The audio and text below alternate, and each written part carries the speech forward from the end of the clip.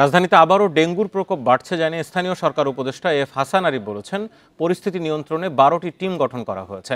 সকালে রাজধানীর আরবানিটোলা এলাকায় ডেঙ্গু প্রতিরোধ সমন্বিত মশা নিয়ন্ত্রণ কার্যক্রম পরিদর্শনে গিয়ে সাংবাদিকদের এই কথা বলেন।